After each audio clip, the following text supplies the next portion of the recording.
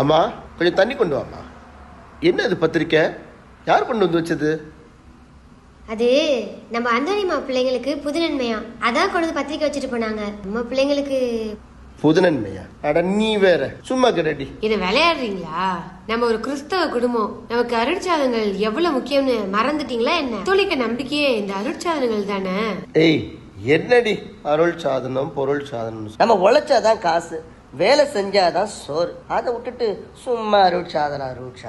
கொஞ்சம் நினைச்சு பாருங்க, ஒரு குழந்தை பிறந்து வளர்ந்து ஆளாகி சாகுற வரைக்கும் வாழ்க்கையோட ஒவ்வொரு நிலையிலையும் கண்ணால பார்க்க முடியாத கடவுளை அனுபவிச்சு மகிழ அவரோட அருளை பெறுறதுதான் அருட்சாதனம். ஒன்னா சொல்றேன் கேளுங்க. முதல்ல திருமுழுக்கு. ஒரு குழந்தை இந்த உலகத்துக்கு வந்த புதுசுல திருமுழுக்குங்கிற அருட்சாதனம் வழியா கடவுள் முதல்ல தொடுறாரு. கடவுளோட சாயல்ல நின்னு குருவானவர் தந்தை மகன் தூய ஆவியாரின் பெயராலே நான் உன்னை கழுகுறேன்னு சொல்லி தொடும்போது அந்த குழந்தை திருச்சபையோட உறுப்பினரா மாறுது. அடுத்து ஒப்புரவு. தந்தை மகன் தூய ஆவியின் பெயரால் உன் பாவங்கள் மன்னிக்கப்பட்டன என்ற வார்த்தைகளை கூறி நமது மன மாற்றத்துக்கு உதவுது அந்த அருட்சாதனம்.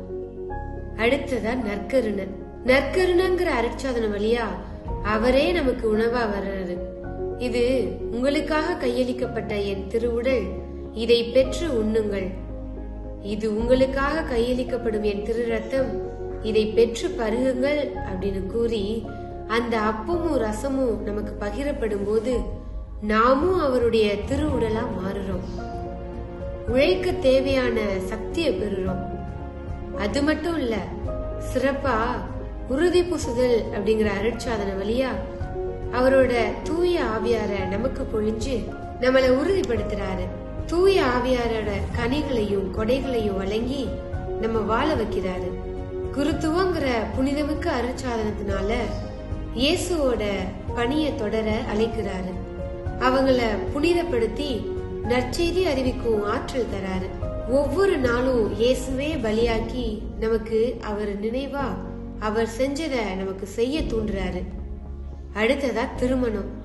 கடவுள் இணைத்ததை மனிதர் பிரிக்காதிருக்கட்டும். திருமணங்கிற அருட்சாதனத்துல அழகான குடும்பத்தை ஏற்படுத்தி ஒரு குட்டி திருச்சபையை உருவாக்குறாரு. முக்கியமான அருட்சாதனமா நோயில் பூசுதல். முதுமையில மட்டும் இல்லங்க, நாம எப்பெல்லாம் உடல் அளவுலையும் மனதளவுலையும் நோயுற்று இருக்கோமோ அப்போலாம் திரு தைலத்தை பூசி தந்தை மகன் தூய ஆவியாரோட பெயரால நம்ம குணப்படுத்துறாரு. ஏங்க, நான் எவ்வளவு பேசிட்டு இருக்கேன், நீங்க என்னன்னா இங்க உட்கார்றீங்க அங்க உட்கார்றீங்க, தலையை பிடிச்சிட்டு இருக்கீங்க. இப்ப என்னன்னா போன் பண்ணிட்டு இருக்கீங்க. நம்ம பிள்ளைங்களுக்கு புதுநம்பிக்கை நம்ம தேதி குறிச்சிடும். சரியா? இதுதாங்க 2000 ஆண்டுகளுக்கு மேலாக நம்ம திரு அவை பாறை மீது கட்டப்பட்ட வீடா இருக்கிறதுக்கு காரணம்.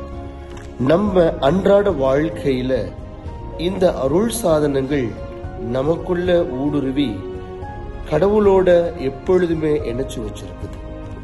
இந்த நம்பிக்கை தான் இன்னைக்கு ஒரு நல்ல விசுவாசிய செயல்பாடு நிறைஞ்ச கிறிஸ்தவனை இந்த உலகுக்கு தருது.